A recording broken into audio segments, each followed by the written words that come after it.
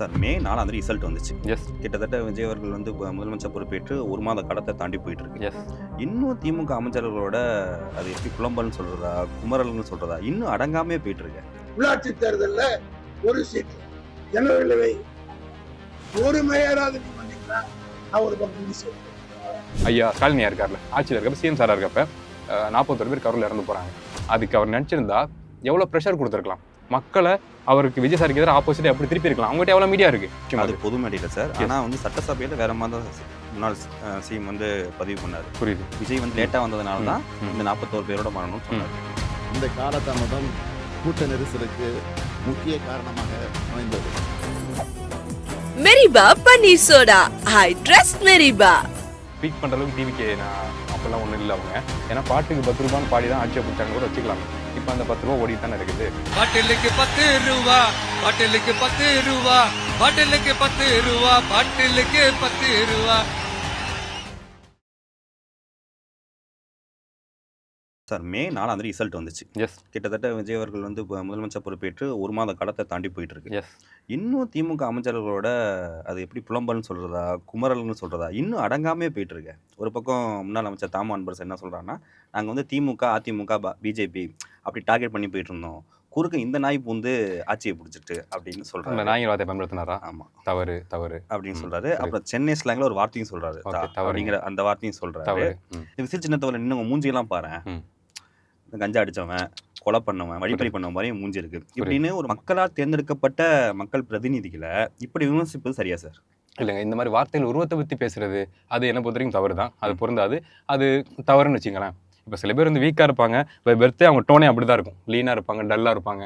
அதுக்கு போய் அவங்களை எப்படி நீங்கள் வந்து கஞ்சா குடிக்குன்னு சொல்ல முடியும்? அது அந்த வார்த்தை தவறு இல்லை. அவர் என்ன பண்ணுவார்? ஸோ அவங்க குடும்பத்தை சார்ந்து வருத்தப்படுவாங்கல்ல. ஸோ அது இங்கே டேக் கிடையாது. அது என்ன பொறுத்த வரைக்கும் தவறு தான். அது வருத்தம் தெரிஞ்சுக்க கண்டிப்பாக அப்படி பேசிடக்கூடாது. ஸ்டில் அந்த ஆதங்கம் இருக்குல்ல, ஒத்து பார்த்தீங்கன்னா ஹிஸ்ட்ரி இருக்குல்ல, அந்த என்ன சொல்கிறது, அந்த போலீஸ் ஹிஸ்ட்ரி, குற்றங்களோட அந்த லிஸ்ட்டு, அது டிஎம்கேவோட இந்த பக்கம் இருக்க அமைச்சர்களுக்கு இப்போ இயங்கிட்டு இருக்க எம்எல்ஏக்கு அதிகங்கிறாங்க. டிவிக்கேல ஹிஸ்ட்ரியில் ரொம்ப அதிகமாக இருக்குது. அதுவும் மறைச்சது போக இவ்வளோ அதிகமாக இருக்குது அப்படின்னு சொல்கிறாங்க. ஸோ அந்த பாயிண்ட் ஆஃப் வியூவில் அந்த ஆதங்கத்தில் வார்த்தைகள் வர்றப்ப எல்லாருமே இப்படி தான் இருக்காங்க, கெட்டவங்களா இருக்கான்னு சொல்லியிருக்கலாம். மற்றபடி அந்த மாதிரி வார்த்தைகள் பேசுறது என்ன பொறுத்த வரைக்கும் தவறு தான். இல்லை, மக்கள் தீர்ப்பு மகேசன் தீர்ப்பு அப்படின்னு சொல்லி வணங்கி ஏற்றுக்கிறோன்னு அந்த இப்போ எல்லா திமுக தலைவரும் ஸ்டேட்மெண்ட் விட்டாங்க. ஆனால் ஆட்சி நடக்கிறப்ப வந்து இவ்வளோ இன்னும் எலெக்ஷனை பற்றியே பேசிட்டு இருக்கு. எலெக்ஷன் முடிஞ்சு அவங்க நிர்வாக பணிக்கு வந்துட்டாங்க. நீங்கள் இன்னும் எலெக்ஷன் வெற்றிலேருந்தே இன்னும் பாதிப்புலேருந்தே திமுக காரங்க வெளியே வரலையோ? என்ன ஏற்றுக்கிறீங்களா? எஸ், நான் முழுசாக ஏற்றுக்கிறேன். நான் அதை என்னோட சோஷியல் மீடியாவில் பார்க்க முடியுது. ஏன்னா குறை சொல்கிறது அப்படிங்கிறத தாண்டி ஒரு ஃப்ரஸ்ட்ரேஷன் உள்ளே இருக்குது, எல்லாருக்குள்ளேயுமே இருக்குது. அதை நம்ம பார்க்க முடியுது. என்ன விஷயம், நாங்கள் டிஎம்கே சார்ந்த நபர்களுக்கு தமிழகத்தில் போன ஆட்சியில் குறைகள் இருந்துச்சுன்னா அது குறைகள் இருந்துச்சுங்கிறது தெரியும், மக்களுக்கும் தெரியும். டிஎம்கேக்கு இந்த எலெக்ஷனில் முடிஞ்சு போன எலெக்ஷனில் ஓட் போட்ட மக்களுக்கும் அது தெரியும். ஆனால் எதை நம்பி ஓட் போட்டாங்க அப்படின்னா, எந்த நம்பிக்கையில் ஓட்டு போட்டாங்கன்னா, இதில் இந்த கட்சிகள் கொள்கை இருக்குது, தமிழகத்தை பாதுகாக்கணும், மதவாத சக்திகள்கிட்ட பாதுகாக்கணும், எந்த இடத்துல விட்டு கொடுக்க மாட்டாங்க, சிறுபான்மை மக்களை பாதுகாப்பாங்க, விட்டு கொடுக்க மாட்டாங்க, பிற்படுத்தப்பட்ட தாழ்த்தப்பட்ட மக்களுக்கான ஸ்பேஸ் இங்கே எங்கேயுமே அடி வாங்காது, ஸ்ட்ராங்காக நிற்பாங்க பிரச்சனை அப்படின்னா அப்படிங்கிற விஷயம் இருக்கணும். குறிப்பாக இன்னொரு மிகப்பெரிய மேட்டர், அந்த எல்ஜிபிடி கம்யூனிட்டி இருக்காங்களே, அவங்களுக்குமே இங்கே ஸ்பேஸ் இருக்குது, டிஎம்கே அதை கொடுக்கும் அப்படிங்கிற மாதிரி சொசைட்டியில் ஒதுக்கி வைக்கப்பட்ட புறந்தள்ளப்பட்ட எல்லா மக்களுக்குமான சப்போர்ட் இவங்க உறுதியாக செய்வாங்க. ஆனால் குறைகள் இருக்கும் தான், கண்டிப்பாக எல்லா ஆட்சியிலும் குறைகள் இருக்கும். ஆனால் அதை தாண்டி இவங்க நிற்பாங்க, நமக்காக தமிழகத்துக்காக நிற்பாங்க அப்படிங்கிற விஷயத்துக்காக மக்கள் ஓட் பண்ணாங்க. அது இல்லாமல் இங்கே ஒரு பார்ட்டி ஜெயிச்சிருச்சு இல்லை, எதுவுமே இல்லாமல் ஒரு பார்ட்டி ஜெயிச்சு ஆட்சிக்கே வந்துருச்சு இல்லை. அதுவும் ஆட்சிக்கு வந்ததுக்கான பாசிபிலிட்டிஸே வந்து நம்ம ஷேர் பண்ணியிருக்கோம், எம்எல்ஏஸை கொடுத்துருக்கோம், என்ன சொல்கிறது, அரசியல் நாகரிகத்தின் அடிப்படையில் அதை பண்ணியிருக்காங்க. ஸோ அப்படி இருக்கப்போ நீங்கள் அதையும் வாங்கிக்கிட்டு அவங்க கொடுத்த ஸ்பேஸை பயன்படுத்திக்கிட்டு அந்த 5 நாட்கள் நீங்கள் எப்படி அலைஞ்சிங்க நம்ம பார்த்தோமே. 4 நாட்கள் முன்ன பின்ன என்ன அரசியல்னு தெரியாமல் என்ன பண்ணுறதுன்னு தெரியாமல் முடிச்சிட்டு இருந்தீங்களே. அப்போ இவ்வளோலாம் வேண்டாம், கஷ்டப்படாதீங்க, எங்கள் ஆட்களை நீங்கள் வச்சுக்கோங்க, ஆட்சி நடத்துங்க, என்ன பண்ணுறீங்கன்னு பார்க்கலான்னு சொல்லி அந்த ஸ்பேஸ் கொடுத்தாங்கல்ல. அந்த ஸ்பேஸை வாங்கிட்டு போயிட்டு திரும்பவும் நீங்கள் வந்து தீய சக்தின்னு அட்டாக் பண்ணுறீங்கல்ல. திரும்ப அட்டாக் நினச்சிருந்தா அது கவர்னர் ஆட்சி வந்திருக்குங்க. ஸ்பேஸே கிடையாது, ஒன்றுமே கிடையாது, நீங்கள் பண்ணுறது பண்ணுங்க அப்படின்னா வந்திருக்கும். அதுக்கான ஸ்பேஸையே கொடுக்காம அப்பவும் பாருங்கள் டிஎம்கே என்ன பண்ணுது, இந்த ஐடியாலஜி என்ன பண்ணுதுன்னா, சரி ஓகே நடந்து போச்சு ஒரு விஷயம், ஆனால் நீங்கள் வந்துக்குங்க, என்ன சொல்கிறது, மத்திய கட்சிகள் வர வேணாம், மீன்ஸ் அவங்களோட இன்ஃப்ளூயன்ஸ் உள்ள வர வேணாம் அப்படிங்கிற ஸ்பேஸ் அவங்க கொடுத்தாங்க, ரொம்ப நாகரிகமாக கொடுத்தாங்க. இதோட எக்ஸ்ட்ரீம் எக்ஸாம்பிள் நான் சொல்கிறேன். ஏன்னா நீங்கள் சொல்கிறீங்க புலம்புறாங்க, ஆதங்கப்படுறாங்க அப்படின்னு. ஆமாம், அதுக்கான உண்மையான விஷயங்கள் என்னென்னா, எங்கள் தலைவர் இப்போ நான் சொல்கிறாங்கல்ல, இப்போ வந்து ஐயா ஸ்டாலினியா இருக்கார்ல, ஆட்சியில் இருக்கப்ப சிஎம் சாராக இருக்கப்ப 41 பேர் கரூரில் இறந்து போகிறாங்க.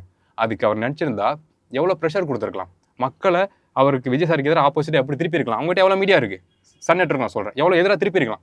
எதுவுமே பண்ணல. என்ன ஸ்டேட்மெண்ட் சொன்னார், எந்த ஒரு கட்சி தலைவரும் தன் தொடர்கள் இறக்குறது விரும்ப மாட்டாங்க, அது வருத்தத்தை கொடுக்கும் உங்களுக்கு. ஸோ இந்த நேரத்தில் நம்ம அதை பேசக்கூடாது, அது அப்படி பண்ணக்கூடாது. அது நடந்து அவரை அறியாமல் நடந்த விஷயம் அது அது. பொது மேடையில் சார். ஆனால் வந்து சட்டசபையில் வேற மாதிரி தான் முன்னாள் சிஎம் வந்து பதிவு பண்ணார். புரியுது. விஜய் வந்து லேட்டாக வந்ததுனால தான் இந்த 41 பேரோட மரணம்னு சொன்னார் சட்டசபையில். ஆமாம், ஓகேங்க, என்ன விஷயம் நாங்கள் அதுதான் நடந்தது. அதுக்கு யாராவது மாட்டுக்கள் சொல்கிறாங்களா?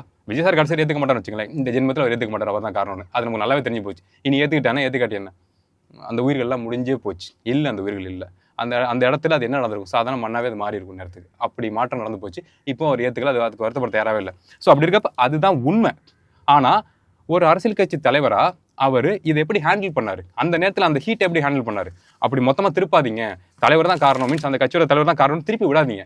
ஒரு தலைவராக அவர் உணர்றாரு இது நடந்திருக்க வாய்ப்பே இல்லைன்னு. ஆனால் விஜய் சார் வந்து மொத்தமாக விலகி போகிறப்ப அந்த விஷயத்துல விலகி நான் காரணம் கிடையாது, டிஎம்கே தான் காரணம்னு சொல்கிறப்ப, மீன்ஸ் உங்களுக்கான ஸ்பேஸை கொடுத்து எங்களுக்கு புரியுதுப்பா, ஒன்றும் பிரச்சனை இல்லை, கைமீறி நடந்து போச்சு அப்படிங்கிற விஷயத்துக்கான ஸ்பேஸை இந்த பக்கம் தலைவர்கள் கொடுத்தா, ஸ்டாலின் மாதிரி ஆட்கள் கொடுத்தா, இவங்க என்ன பண்ணுறாங்கன்னா, இல்லை அவங்க எப்படி பேசினாலும் நம்பாதீங்க, இந்த வேலைக்கு காரணமே அவங்க தான், நீங்கள் திருப்பி விட்டீங்கன்னா அதுக்கான காரணத்தை மக்கள்கிட்ட சொல்லணும்ல.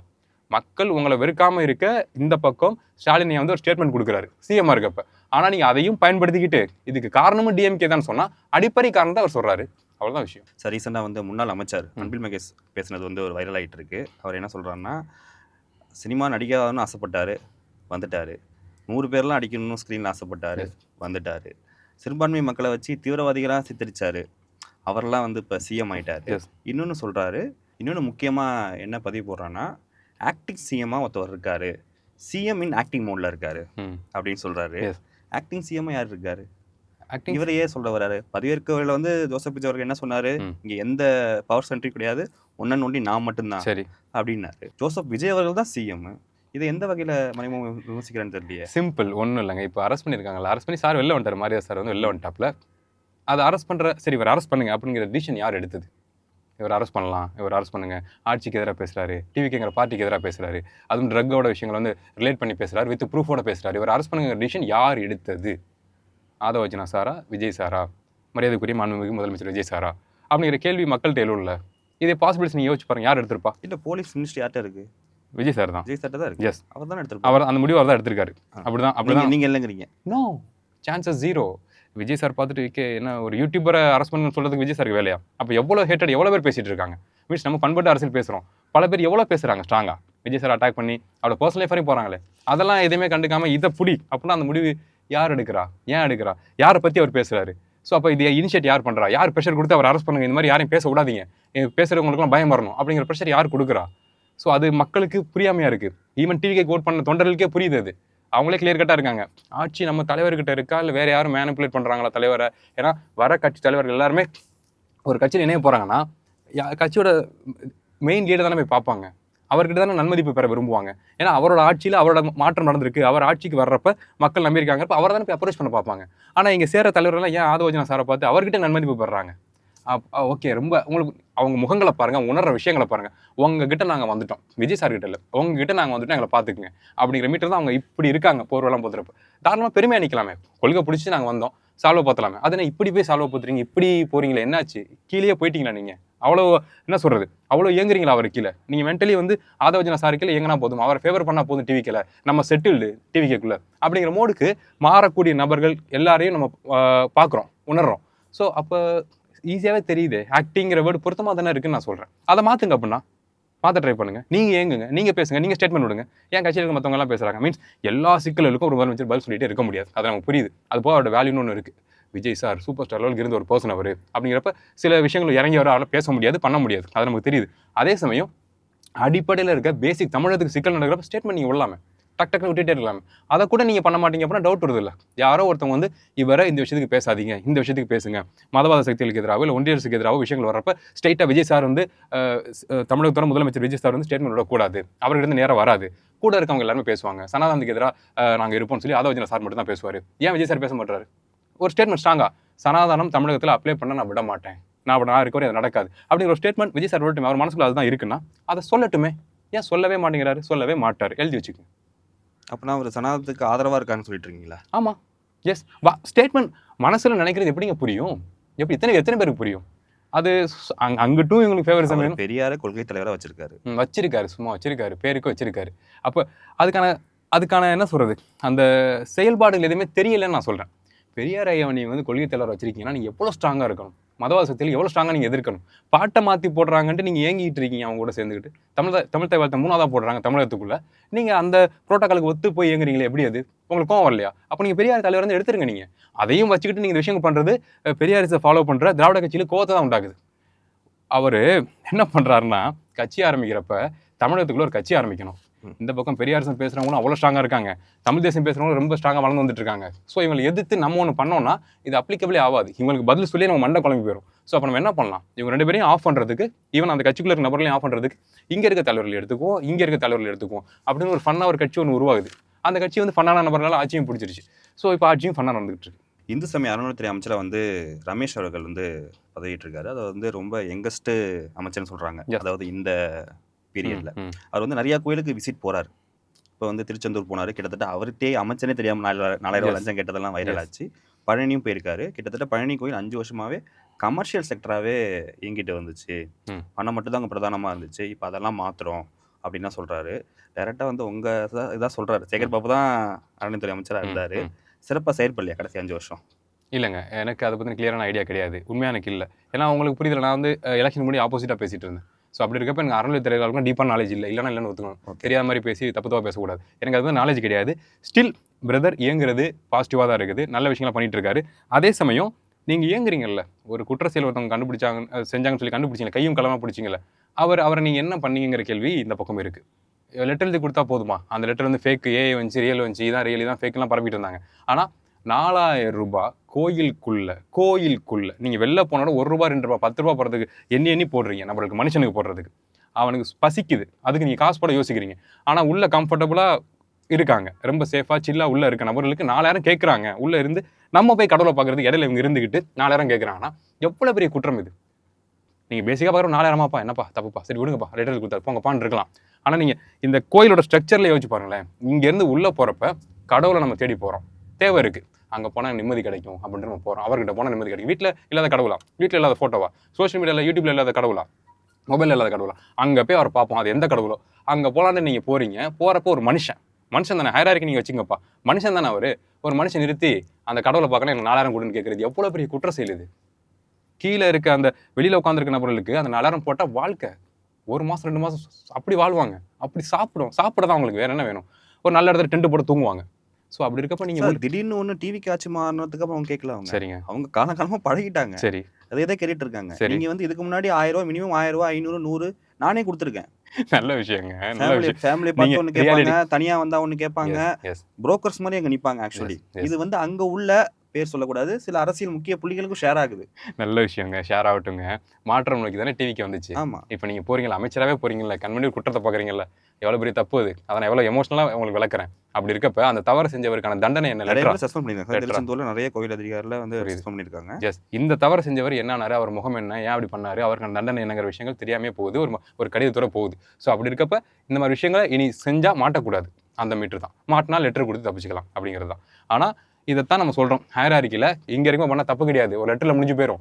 இங்கே இருக்கவங்க வெளில இருக்கவங்க பிச்சைக்காரங்க வந்து எனக்கு பசிக்குது பாரு 100 ரூபா கொடு அப்படின்னா நீ எப்படி கேட்கலாம், என்கிட்ட காசு கேட்குறியா நீ அப்படிங்கிற கோவம் வருது. நீங்கள் காமிக்கிறீங்க அந்த கோவத்தை.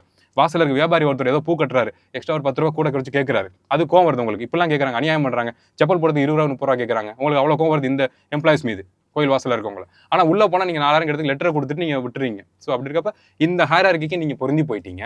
ஸோ இதுதான் சனாதனத்தோட அடுத்தடுத்த லேயர், சாஃப்ட் லேயர் இதெல்லாம். ஸோ இதுக்கு நீங்கள் அடாப்ட் ஆகிட்டீங்கிறத நான் சொல்கிறேன், நாங்கள் சொல்கிறோம். சார், சமீபத்தில் திமுக அமைப்பு செயலர் RS பாரதி ஒரு பயங்கர சவால் விட்டுருக்காரு டிவிகேக்கு. மேயர் எலெக்ஷனில் ஒரு மேயராச்சும் டிவிகே சார்பிலேருந்து வந்துட்டாங்கன்னா ஒரு பக்கம் மீசை எடுத்துக்கிறேன்னு. அதுக்கு வந்து அமைச்சர் நிர்மல்குமார் வந்து மீசையை எடுக்க அவருக்கு ஆசை இருந்துச்சுன்னா எடுத்துகிட்டு போட்டோம், அதையே சவாலாக விடணும், மேயர் எலெக்ஷனில் கண்டிப்பாக ஜெயிச்சு காட்டுவோம் அப்படின்னாங்க. இதுக்கு முன்னாடி தான் நீங்கள் சவாலும் விட்டீங்க, ஆட்சிக்கு வந்துட்டாங்க. அந்த வைரல் டைலாக் தான் ஞாபகம் வருது, சுடுதண்ணிக்குள்ளேயே அவன் கையை விடுவான், அவனை சும்மாவா விடுவான் அப்படிங்கிற மாதிரி. இப்போ இதுலையும் ஜெயிச்சு காட்டிட்டாங்கன்னா மீசி எடுக்கிற மாதிரி இருக்கும். அது நீங்கள் தான் சொல்லணும். இல்லை பண்ணுங்க. இது என்ன விஷயம்னா, அவ்வளோ பீக் பண்ணுற அளவுக்கு டிவிக்கே நான் அப்போல்லாம் ஒன்றும் இல்லை அவங்க. ஏன்னா பாட்டுக்கு 10 ரூபான்னு பாடி தான் ஆட்சியை பிடிச்சாங்கன்னு கூட வச்சுக்கலாமே. இப்போ அந்த 10 ரூபா ஓடிட்டு தானே இருக்குது, ஒன்றும் பண்ணலையே, சுடுதண்ணிலையும் கையை உள்ள சும்மா விடலை, சும்மா தெரிஞ்சிட்டு இருக்காங்க அந்த ஆட்சி, அவ்வளோதான் விஷயம். மற்றபடி என்ன பண்ண தெரியாமல் தடுமாறிட்டு தான் இருக்காங்க. ஆனால் மக்கள்கிட்ட நாங்கள் ஏதோ பயங்கரமாக இருக்கோம் அப்படிங்கிற மாதிரி மக்கள் பாதிப்பட்டு இருக்காங்க. மக்களும் சென்ஸ் பண்ணிட்டாங்க. ஓட்டு போட்ட இளைஞர்களுமே என்ன நடக்குது அப்படின்னு யோசிக்க ஆரம்பிச்சிட்டாங்க. அதான் ரியாலிட்டி. அதுக்கான பதட்டம் அங்கே டிவிக்கு பக்கம் ஆரம்பிச்சிருச்சு. ஸோ அதான் ரியாலிட்டி. அதை பூம் பண்ணுறதுக்கு வந்து அங்கே இருக்க நபர்கள் அதிகாரத்தில் இருக்கவங்க அந்த தொண்டர்களை வீக்காக விடாமல் பார்த்துக்கணும்ல, நாங்களும் ஸ்ட்ராங் தான் அப்படிங்கிற விஷயத்தை ப்ரூவ் பண்ணுறதுக்காக அவங்க பதில் ஸ்டேட்மெண்ட் இருக்கலாம். இந்த பக்கம் ஐயா பேசுகிற விஷயம் எதை கன்வே பண்ணுது அப்படின்னா, உள்ளாட்சிக்குள்ளே ஏரியாவுக்குள்ளே மக்கள் எவ்வளோ சிக்கல்னாலும் நீங்கள் ஃபன்னாக கூட சில ரீல்ஸ்லாம் வந்திருக்கும், போய் வந்து டிஎம்கே பொறுப்பாளர்கிட்ட கவுன்சிலர்கிட்ட போய் நிற்கிறாங்க கரண்ட் வரல அப்படின்ட்டு. ஸோ ஆட்சியில் இருக்கிறது யார் அப்படிங்கிற விஷயங்கள்லாம் நம்ம பார்க்குறோம்ல. ஸோ மக்கள்கிட்ட பகுதிக்குள்ளே டிஎம்கே ரொம்ப ஸ்ட்ராங்காக இருப்பாங்க. அவங்களுக்கான தேவைகளை அவங்களால மட்டும் தான் நிறைவேற்ற முடியும். குறைகள் இருக்குது, இல்லைன்னு நான் சொல்லலை. ஆனால் மக்கள் இப்போ யார்கிட்ட ஸ்ட்ராங்காக உரிமையோட கேள்வி வைப்பாங்க அப்படின்னா, ஓட்டுக்கு நீங்கள் வந்து கேட்டிங்கல்ல, ஓட்டு போடுங்கன்னு கேட்டிங்கல்ல, நான் டிஎம்கேக்காரங்களை சொல்கிறேன், ஓட்டு போட்டோம்ல, அப்போ எங்களுக்கு என்னன்னு சொல்லி சரி பண்ணுங்க அப்படிங்கிற ஒரு ரிலேஷன்ஷிப் இருக்குது. அந்த உடன்பிறப்புங்கிற டேக் அதுதான். கேட்கலாம். அவர்கிட்ட போயிட்டு காட்டமாக பேசினாலும் பதிலுக்கு காட்டம் பேசினாலும் இவர்கிட்ட போய் கேட்கலாம், நம்ம சிக்கலாம் கேட்கலாம். இங்கே யார் எம்எல்ஏ யார் அமைச்சனே தெரியாமல் சுற்றிக்கிட்டு இருக்க தேவையில்ல, கேட்க முடியும். இவர் தான் நபர்னு போய்ட்டு நீங்கள் அவங்க வீட்டில் போய் கேட்க முடியும். ஸோ அந்த கான்ஃபிடென்ட்ல சொல்லியிருக்காரு, இங்கே நாங்கள் ஜெயிச்சு காட்டுவோம் அப்படின்னு. அது அடிப்படையில் கரெக்டு தான், அப்படி தான் பேசணும். அப்போ தான் தொண்டர்கள் உத்தியோகம் வேலை செய்வாங்க. ஓகே, நம்ம தலைவர் ஒரு ஸ்ட்ராங்காக ஸ்டேட்மெண்ட் கொடுத்துருக்காருன்னா நம்ம இன்னும் வேலை செய்யணும் அப்படின்னு. ஏன் அப்படின்னா லிட்டரலி ஃபெடப்பில் இருக்காங்க. ஏன்னா மக்களை நம்பினாங்க, விஷயங்கள் பண்ணாங்க, எலெக்ஷனுக்கு தேவையான விஷயங்கள் பண்ணாங்க. ஆனால் மக்கள் வந்து வேற ஒரு விஷயம் பண்ணிட்டு போயிட்டாங்க. டோட்டலாக ஃபேமிலிக்குள்ளே எல்லாரும் ஓட்டு போடல, அங்கங்கே யாரோ சொல்லாமல் கொள்ளாமல் அமைதியாக போய் ஒரு விசிலி ஒரு குத்திட்டு வந்துட்டாங்க. ஸோ அப்படி அதுக்கான குத்து இப்போ திரும்பி வாங்கிட்டு இருக்காங்க. நேற்று நைட்டு இதை நீங்கள் மறக்காமல் கட் பண்ணாமல் போடணும். எத்தனை மணி? 1:30 மணிக்கு போனது 3:30 தான் வருது மதுரை. இல்லை நிறைய இடங்கள்ல வந்து சார் ஃபியூஸ் கேரியர் வந்து யாரோ ஒருத்தவங்க எடுத்துட்டு போயிடுறாங்க. அவங்க பிடிச்சி கைகால உடைங்க, மாவு கட்டு போடுங்க, யாருன்னு பிடிச்சி அதை சரி பண்ணுங்க. நான் சொல்றேன், திமுக காரங்களா இருக்கும் யாரா இருந்தாலும் பண்ணுங்க. நான் சொல்றேன், பிடிங்க அந்த பையன் யாரு சொல்றீங்களா, ஈஸியா வார்த்தை சொல்லிட்டு போயிருங்க திமுக காரங்கன்னு. ப்ரூஃப் காட்டுங்க, தெரிஞ்ச சந்தோஷம். நான் சொல்றேன், இந்த தொகுதியா இந்த பகுதியா. அமைச்சர் அருண்ராஜ் சொல்றாரு, அதாவது வந்து திமுக ஆதரவாளர்கள் இந்த ஆட்சி கெட்ட பிறகு எடுக்கிறதுக்கு என்னென்னமோ வழியில தாராளமா சொல்லட்டும். நான் சொல்றது என்னன்னா, உங்க மனசுல ஒன்று தோணுது, இதுதான் நீங்க கெஸ் பண்றீங்க, அதை மக்கள்கிட்ட சொல்றீங்க, டிஜிட்டலா ப்ரூஃப் காமிக்கிறீங்கல்ல. ஸோ அப்போ பிடிங்க, யாருன்னு பிடிங்க. ஆட்சிக்குள்ள தானே இருக்கீங்க, உங்க கையில் இல்லாத சட்டத்திட்டங்களா? வெரைட்டி பிடிங்க, சிசிடிவி ஆன் பண்ணுங்க, இன்னும் 2-3 பேரை போடுங்க. யாருன்னு ஈஸியாக பிடிக்க முடியாது. இப்போ சிசிடிவி காலத்தில் யார் வரா போறா, ஹைரார்க்கில் யார் இருக்கா, யார் சைன் போட்டா உள்ள, இந்த டைம் டு இந்த டைம் யார் இருந்தா உள்ள, மிஷின்குள்ள யார் ஆப்ரேட் பண்ணா, பிடிங்க, யாருன்னு பிடிங்க, ஈஸியாக பிடிங்க. பிடிச்சி நீங்கள் காமிங்க, பாருங்க இவர் தான் பண்ணியிருக்காரு, நான் சொன்னோம்ல அப்படின்னு காமிங்க. எதுவுமே சொல்லாம சும்மா கைகே காமிக்கிறது என்ன, இது சினிமாவாது. ஸோ அப்படி இருக்கப்ப தாராளமாக நீங்கள் அதை தவறு செஞ்சால் அது யார் செஞ்சாலும் பிடிச்சி எங்கள் மக்கள் மட்டும் நிறுத்துங்கன்னு நான் சொல்கிறேன். ஸோ பொதுவாக கருத்துக்களை சொல்லிட்டு இருக்காங்க. எதுக்கு நான் சொல்கிறேன்னா, கரண்ட்லாம் போயிட்டு இருக்கு பிரதர், நான் எவ்வளோ டல்லாக இருக்கேன், தூங்கலை, சரியாக தூக்கம் பாப்பாலாம் கலப்பணும் இல்லை, அவ்வளோ வேலைகள் இருக்குது. ஸோ இவ்வளோ குறைகளை தாண்டி தான் இந்த விஷயங்கள் இயங்கிட்டு இருக்கு. ஸோ மக்கள் ஃபெடப்பாக இருக்காங்க, டவுனாக இருக்காங்க. ஓட்டு போட்ட மக்களுமே ஒரு அம்மா விஜய் சார் அண்ணனா நினச்சி ஓட்டு போட்டால் அந்த குழந்தை வந்து வேர்த்து விறுவிறுத்து எவ்வளோ நேரம் விசிறியை போட்டு விசிறி ஒரு நைட்டுக்குள்ளே குழந்தைங்களுக்கு வேர்க்குரு வருதுங்க. அவ்வளோ ஆக்டிவாக நைட்டு விளாண்டுருங்க குழந்தைங்க. தூங்கி 5 காலைல பார்த்தா கரண்ட் இல்லைனால விசிறி எவ்வளோ நேரம் விசிற முடியும்? 3 மணி நேரம் விசிறுவீங்களா நீங்கள்? எவ்வளோ அன்பான அப்பா வந்து 3 மணி நேரம் விசிற முடியுமா? கை மாற்றி ஒரு 10 மினிட்ஸ் நமக்கு தேவைப்படும். குழந்தைக்கு உடம்பெல்லாம் வேர்த்து இங்கே வேர்க்குரு வருது.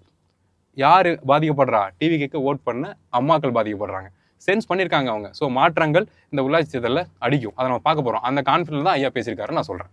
ஸோ இது வரைக்கும் நாங்கள் கேட்ட கேள்விக்கு பொறுமையாக பதிலளிச்சு உங்களுக்கு மிக்க நன்றி. நன்றி. Meriba Paneer Soda. I trust Meriba.